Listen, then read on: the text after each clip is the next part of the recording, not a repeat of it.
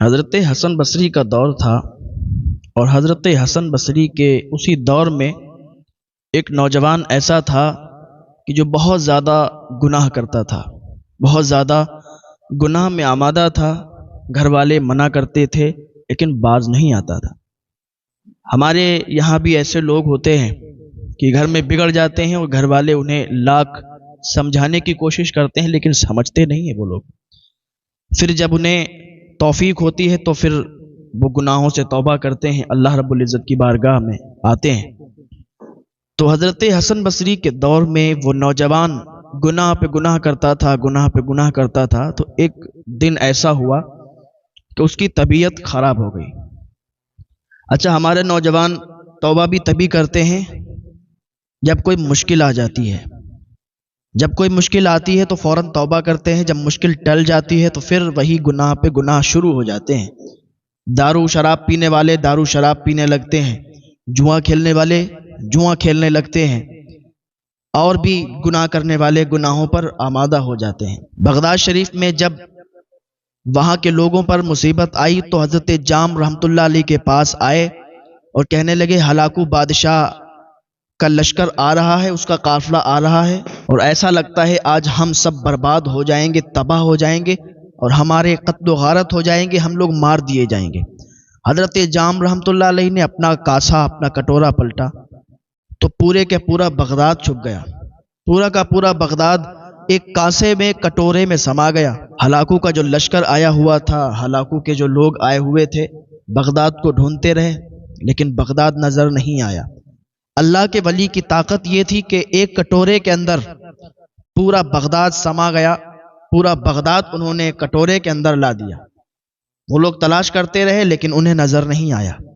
جب مصیبت آئی تھی تو جام رحمۃ اللہ علیہ کے پاس آئے تھے، جب مصیبت ٹل گئی تو پھر چلے گئے۔ جوا کھیلنے والا جوا کھیلنے لگا، شراب پینے والا شراب پینے لگا، زنا کرنے والا زنا کرنے لگا، چوری کرنے والا چوری کرنے لگا۔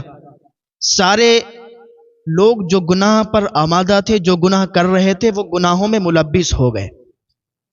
ایک وقت پھر ایسا آیا کہ ہلاکو بادشاہ کے وہ کارندے، وہ اس کے سپاہی پھر آ گئے، اپنے ہاتھوں میں ننگی تلواریں لے کے بغداد کی طرف بڑھنے لگے۔ یہ لوگ پھر حضرت جام رحمۃ اللہ علیہ کے پاس آئے اور کہنے لگے کہ حضرت آج پھر وہ لوگ مارنے آ رہے ہیں، ہمیں بچا لیجئے۔ حضرت جام رحمۃ اللہ علیہ نے کٹورا پلٹا اور پھر بغداد کو کٹورے میں سما دیا۔ وہ لوگ ڈھونڈتے رہے اور ڈھونڈتے ڈھونڈتے ان کو جب نظر نہیں آیا تو ہلاکو بادشاہ کے پاس گئے، کہنے لگے کہ وہ بغداد ہی نظر نہیں آیا۔ ہلاکو بادشاہ کہنے لگا کہ ایسا کیسے ہو سکتا ہے کہ بغداد نظر نہیں آیا؟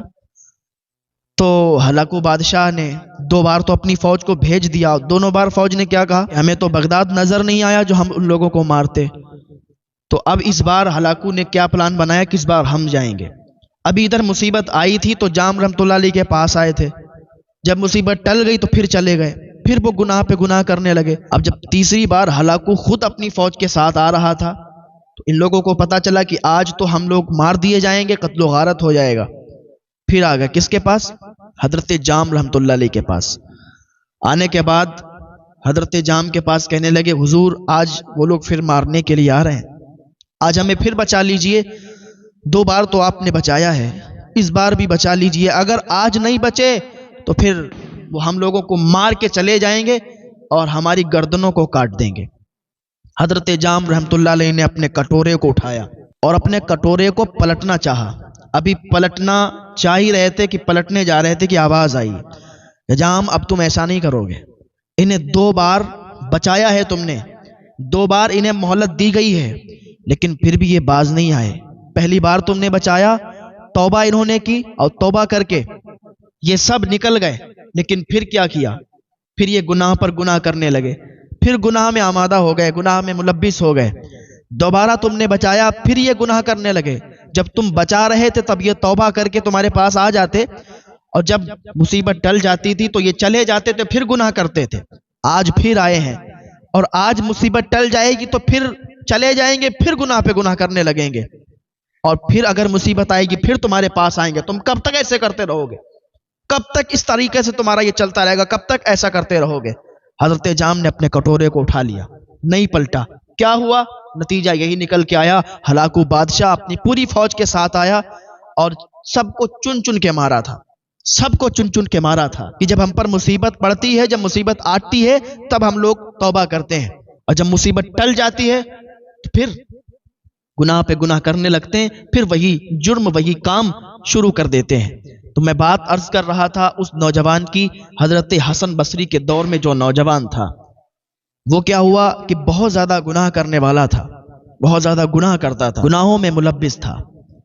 ایک دن کیا ہوا کہ اس پر ایک مصیبت آن پڑی، یعنی اس کی طبیعت خراب ہو گئی اور طبیعت بہت زیادہ خراب ہوئی، اس سے چلا نہیں جا رہا تھا۔ تو اسے بالکل جب یہ کمزوری محسوس ہوئی اور ایسا لگا کہ ایسا لگتا ہے کہ میں بچوں گا نہیں، تو اسے اللہ یاد آیا۔ اللہ پاک کی بارگاہ میں رو رو کر گڑ گڑا کے وہ اللہ سے فریاد کرنے لگا، اے مالک، اے پاک پروردگار عالم، اے اللہ عز و جل، تو ہماری مدد فرما دے، ہمیں گناہوں سے معاف فرما دے، ہمارے جتنے بھی گناہ ہیں ہمیں معاف فرما دے، آج کے بعد کبھی کوئی گناہ نہیں کروں گا، آج کے بعد کبھی کوئی بھی گناہ کے کام کے قریب نہیں جاؤں گا، آج سے میں سچی توبہ کرتا ہوں۔ اللہ پاک نے اسے شفا عطا فرما دی، وہ ٹھیک ہو گیا۔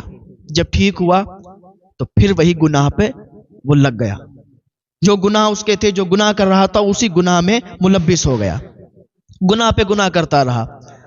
ایک دن کیا ہوا، پھر اس کی طبیعت خراب ہو گئی، اور ایسی طبیعت خراب ہوئی کہ پہلے سے زیادہ اس کی طبیعت خراب ہو گئی۔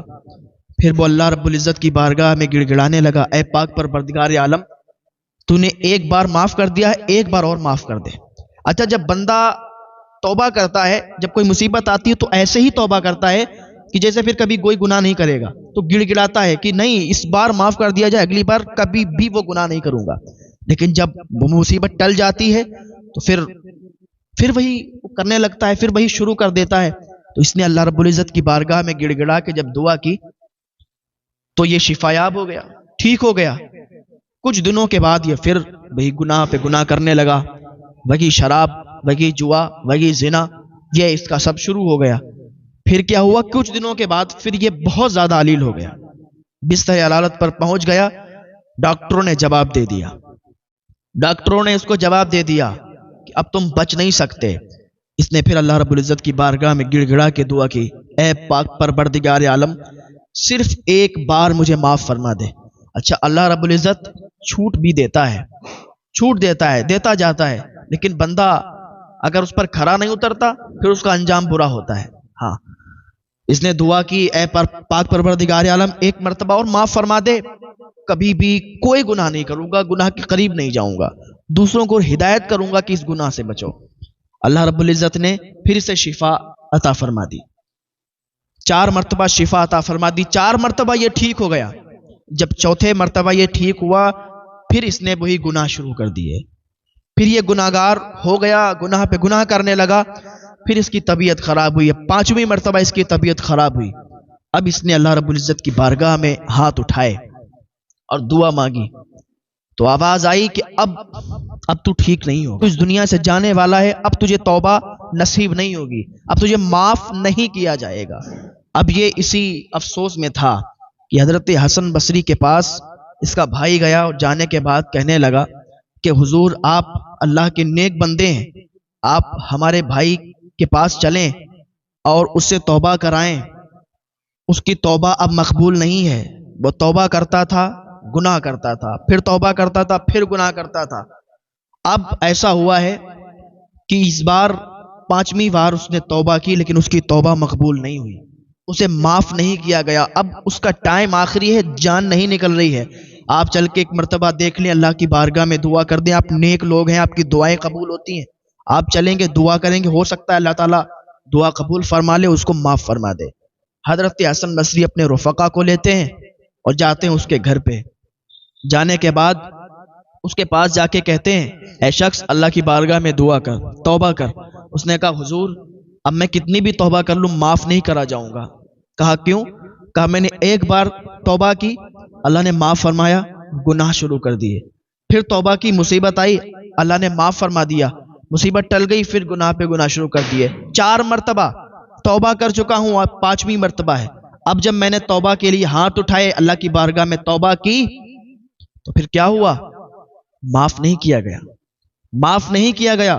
آواز آئی کہ اب تو معاف نہیں کیا جائے گا۔ تو حضرت حسن بصری اپنے رفقا سے کہتے ہیں کہ چلو بھائی چلو۔ حضرت حسن بصری چلے گئے تو اس نے اپنی ماں کو بلایا اور کہنے لگا ماں یہ دیکھو حسن بصری تھے، یہ اللہ کے بہت محبوب بندے ہیں، شاید کہ یہ میری طرف سے اللہ رب العزت سے نا امید ہو گئے ہیں اس لیے چلے گئے، لیکن ماں اللہ کی رحمت سے نا امید نہیں ہونا چاہیے۔ ماں 4 مرتبہ اللہ نے مجھے معاف فرمایا ہے، مجھے امید ہے اپنے رب سے، مجھے امید ہے اپنے رب کی ذات سے کہ وہ مجھے معاف فرما دے گا۔ ماں میری ایک شرط ہے۔ اس کی ماں نے کہا بیٹا کیا ہے؟ کہا ماں میں بہت گناہگار ہوں، میں نے توبہ اللہ رب العزت کی بارگاہ میں کر لی ہے۔ جب اس نے یہ الفاظ کیے تھے نا کہ اللہ رب العزت کی ذات سے مجھے امید ہے، اور جس کو اللہ تعالیٰ کی ذات سے امید ہوتی ہے تو پھر اللہ تعالیٰ اسے معاف فرما دیتا ہے، کہ لا تقنطوا من رحمت اللہ، اللہ کی رحمت سے نا امید نہیں ہونا چاہیے۔ تو اسے امید تھی اللہ کی ذات سے کہ اللہ تعالیٰ اس بار بھی اسے معاف فرما دے گا۔ تو جب یہ الفاظ اس نے دہرائے تو اللہ تعالیٰ نے اسے معاف فرما دیا۔ جب معاف فرما دیا تو ماں سے کہنے لگا ماں جب میں مر جاؤں نا، جب میں مر جاؤں تو میرے گلے میں ایک موٹی رسی کا پھندا لانا، پھندا ڈال کے مجھے کڑھیلنا، اور پھر اللہ کی بارگاہ میں دعا کر دینا، میرے لیے دعا کر دینا تاکہ میں بخش دیا جاؤں، تیری دعاؤں کے صدقے سے بخش دیا جاؤں۔ تو جب اس کا انتقال ہو گیا تو اس کی ماں موٹی رسی لائی، اور رسی لا کے اسے جب کڑھیلنا چاہا تو گھر کی چاروں طرف کی دیواریں آواز کرنے لگیں اے خاتون تو اس کے گلے میں رسی نہ ڈال، اس کے گلے میں رسی نہ ڈال، بلکہ یہ اللہ کا محبوب بندہ ہے اور اللہ تعالیٰ نے اسے بخش دیا ہے، اللہ تعالیٰ نے اسے معاف فرما دیا ہے۔ آئیں تو صحیح اللہ کی بارگاہ میں، ہاں آپ نے بہت گناہ کر لیا، بہت گناہ گار ہیں، لیکن اگر ایک مرتبہ آپ اللہ کی بارگاہ میں آ کے سچے دل سے توبہ کر لیں گے، اللہ تعالیٰ ایسے ہی معاف فرما دے گا جیسے آپ نے کبھی گناہ ہی نہیں کیے ہیں۔ آئیں اللہ کی بارگاہ میں، اللہ تعالیٰ معاف فرمانے والا ہے، اپنے بندوں سے کہتا ہے میرے بندو آؤ تو صحیح، توبہ قبول فرمانے والا میں ہوں، گناہوں کو معاف فرمانے والا میں ہوں، ارے تم مانگو تو صحیح، دینے والا میں ہوں۔ اللہ تعالیٰ کی بارگاہ میں جو بھی آتا ہے سچے دل سے تائب ہوتا ہے، اللہ تعالیٰ اسے معاف فرما دیا کرتا ہے۔ تو کبھی بھی اللہ کی ذات سے نا امید مت ہو، اللہ تعالیٰ عطا فرمانے والا ہے۔